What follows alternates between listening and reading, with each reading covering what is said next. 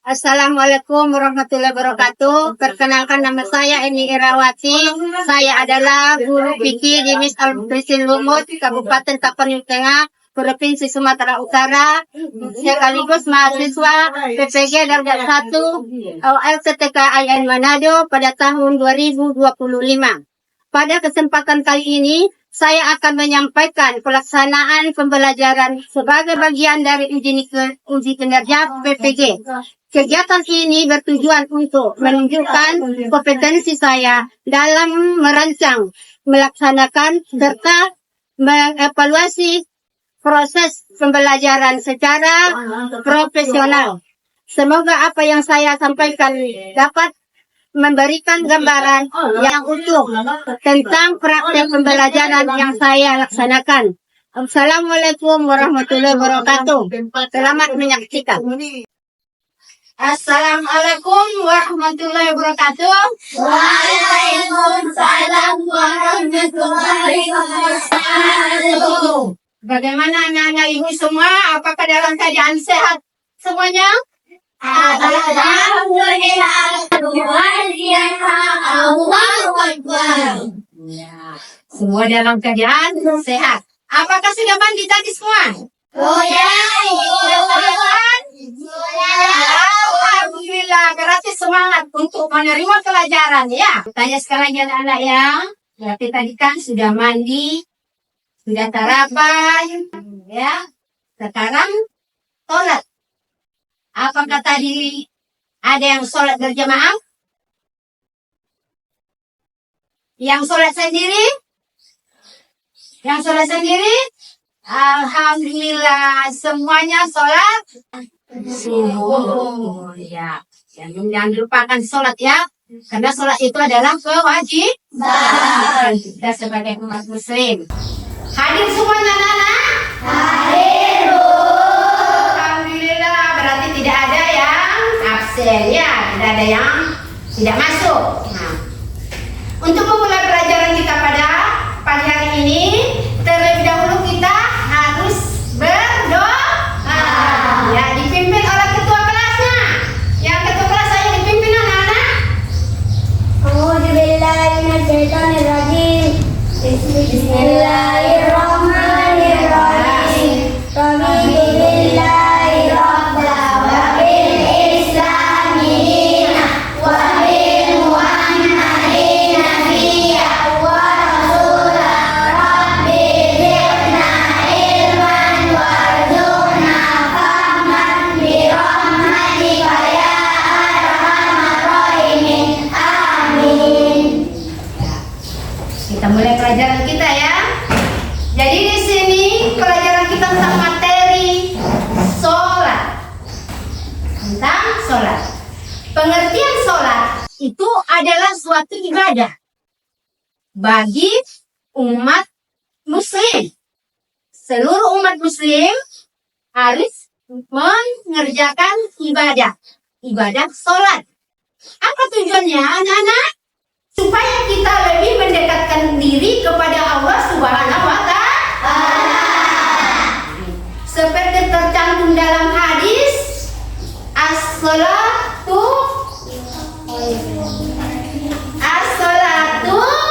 ibadud din. As-salatu ibadud din. Apa itu artinya anak-anak? Salat itu tiang agama. Berarti sholat ini seperti rumah ya. Seperti rumah. Kenapa ibu bilang rumah? Karena rumah itu ada tiangnya. Kalau rumah ini ada tiangnya, berarti rumah itu akan kokoh. Iya kan? Kokoh rumahnya karena ada tiangnya. Coba kalau tiang ini, rumah itu tidak ada tiangnya, apa yang terjadi anak-anak? Dan akan hancur rumah itu apabila tidak ada tiangnya.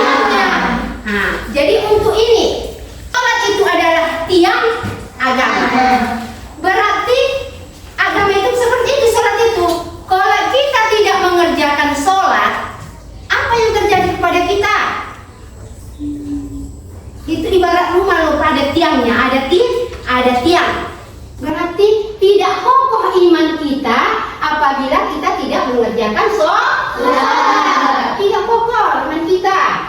Kita ini akan seperti apa yang Ibu bilang? Mengambang-mengambang, tidak tahu akhlak kita, tidak tahu kita adab, tidak tahu sopan santun.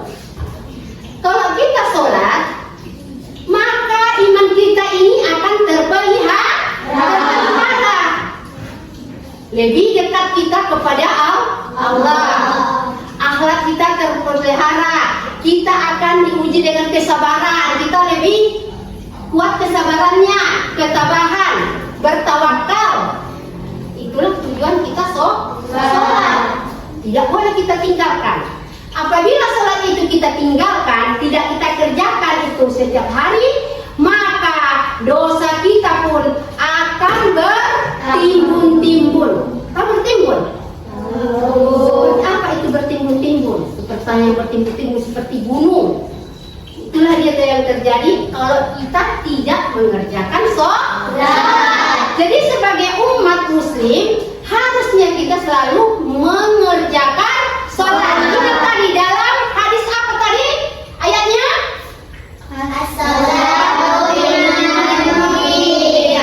Karena sholat itu adalah tiang agama. Sholat kita supaya kuat kita ini ya, supaya kuat apanya? Iman kita dan patuh kepada Allah Subhanahu wa Ta'ala. Nah, di dalam sholat ini termasuk kepada rukun Islam. Nah, rukun Islam ya. Ada berapa tuh rukun Islam? 5. Ada 5.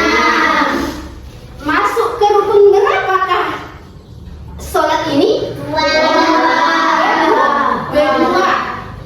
Kedua ya, itu rukun Islam. Yang pertama tadi, yang kelompok kedua, rukun Islam kedua, mengerjakan sholat. Kelompok ketiga, yang nomor 3, membayar zakat. kelompok 1, yang nomor 4, Puasa di bulan Ramadan. kelompok 2, yang kelima, Dari hari yang makruh. ya, jadi rukun sholat itu termasuk kepada rukun Islam yang kedua. Ketika kita yang wajib ya melaksanakan sholat,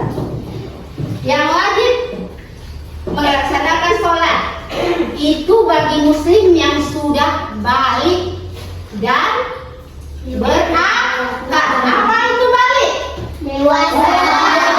Yang sudah tahu membedakan mana yang baik, mana yang buruk, mana yang dapat pahala, mana yang berdosa. Itu diwajibkanlah itu melaksanakan sholat. Sahnya sholat dulu. Syarat sahnya sholat itu ada 5, ya. Yang pertama itu adalah kita harus bersuci dari hadas kecil sampai hadas besar. Bersuci, suci berarti kita dalam keadaan bersih, tidak ada kotoran. Kita berwudhu tidak ada kotoran.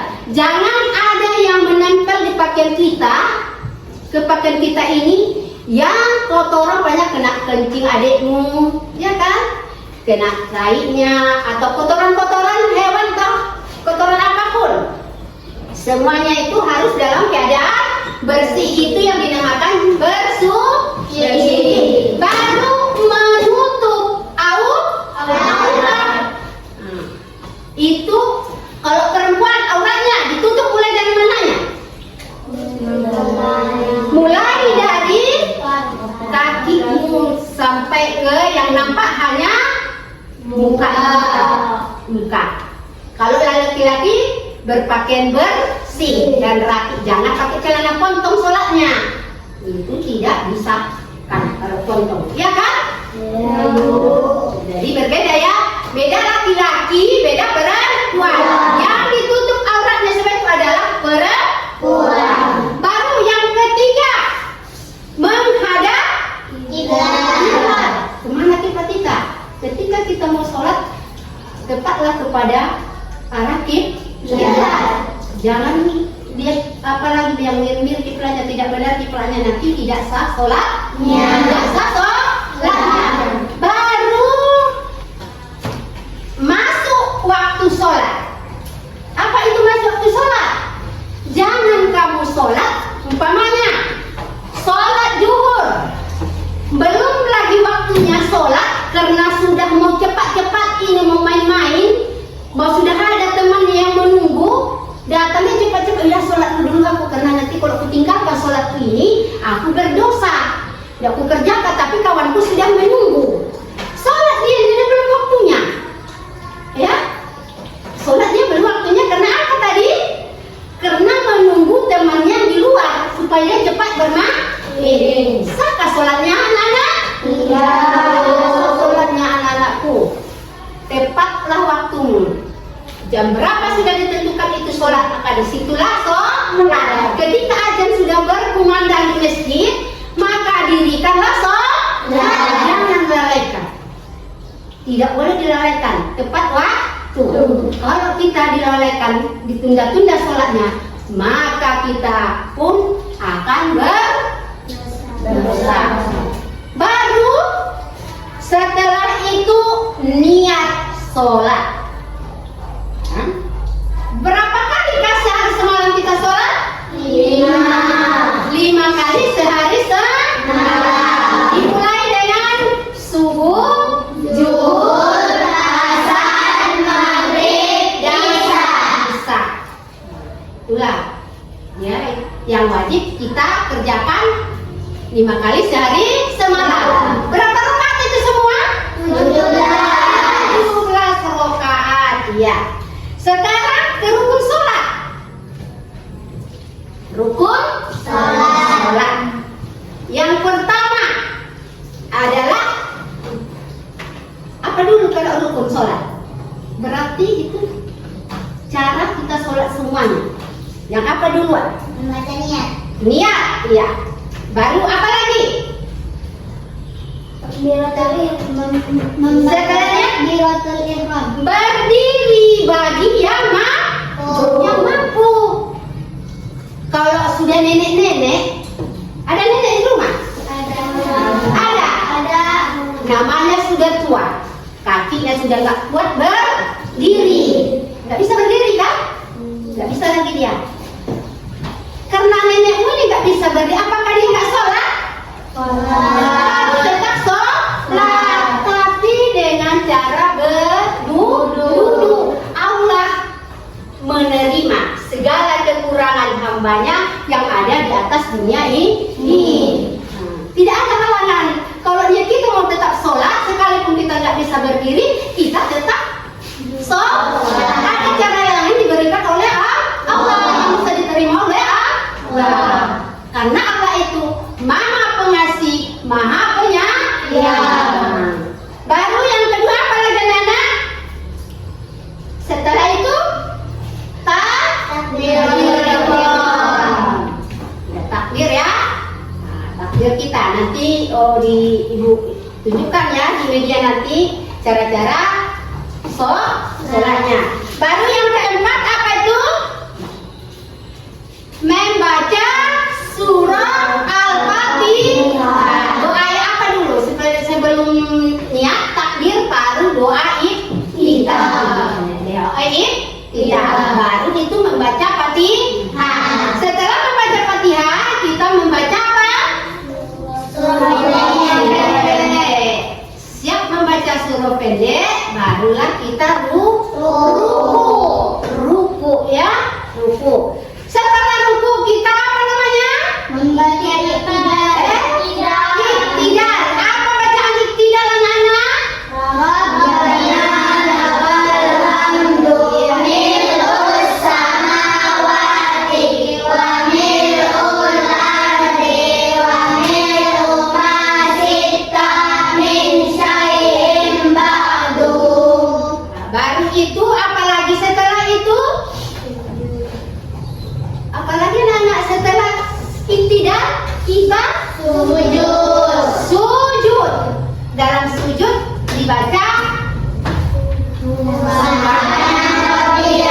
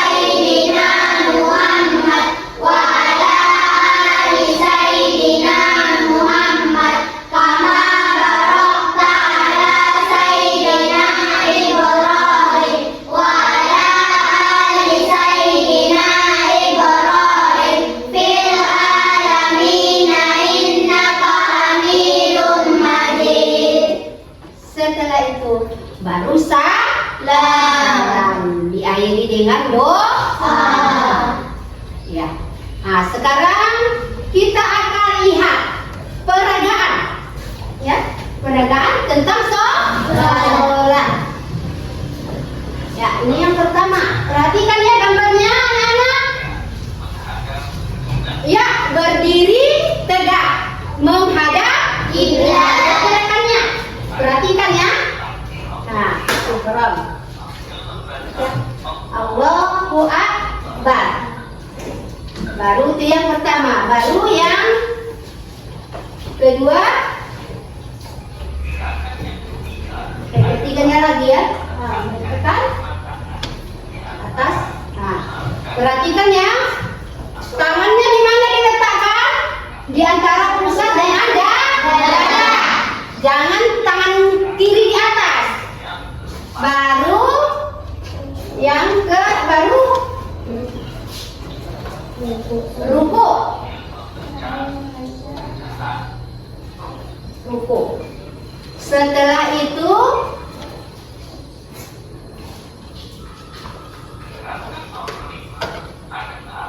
adalah apa tuh? Allahul liman hamidah. Lihat apanya ya?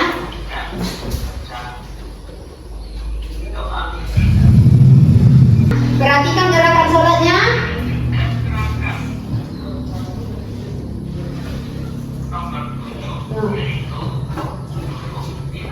Duduk di antara dua. Ini dia tadi duduk di antara dua itu.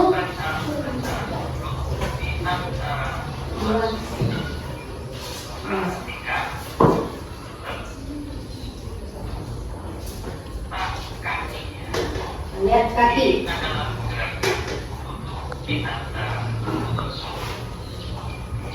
Lihat di kakinya perhatikan. Nah, kakinya didirikan itu namanya tanda menghadap kiblat kakinya. Awal. Lalu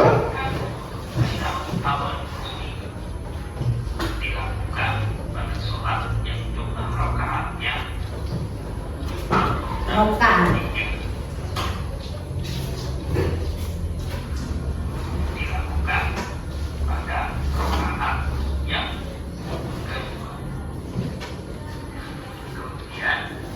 Di rakaat yang kedua itu masih tasawuf awal itu ya.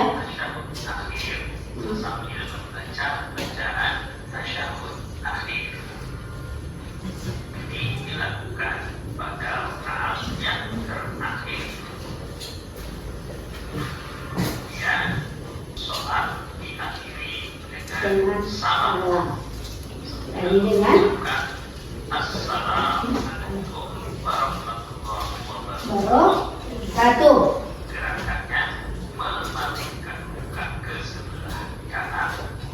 Memalingkan dulu, jangan sampai begini ya. Kalau sebelah kanan sampai mana dia? Atasnya. Ini apa namanya nih? Ya. Nggak sampai begini. Nanti patah tali apa? Putus kurang leher sampai gini ya. Semua ada aturannya. Ada. Itulah tadi tata cara gerakan sholat. Ya. Sekarang ibu tanya dulu anak-anak. Adakah yang mau bertanya? Silakan, kelompok 1. Mengapa kita harus mengerjakan sholat, Bu? Mengapa kita harus mengerjakan sholat? Tadinya pertama itu pengertian agama.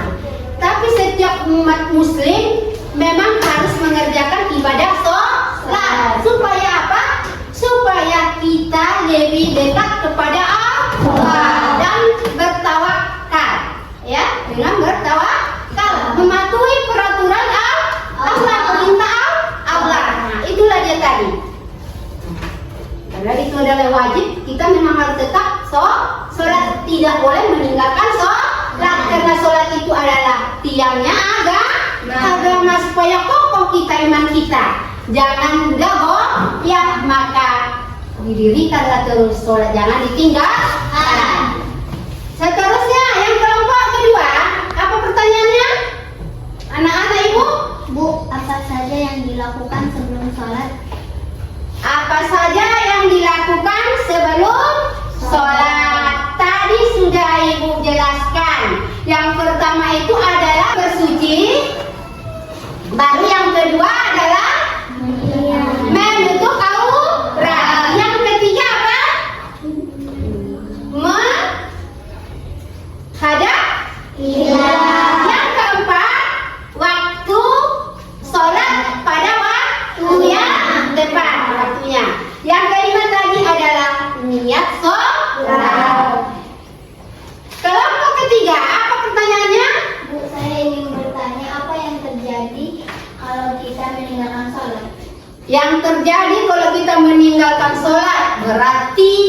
dosa besar.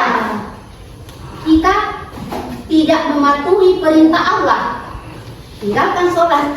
Kita tidak mematuhi perintah Allah, kita sudah melanggar ajaran Allah.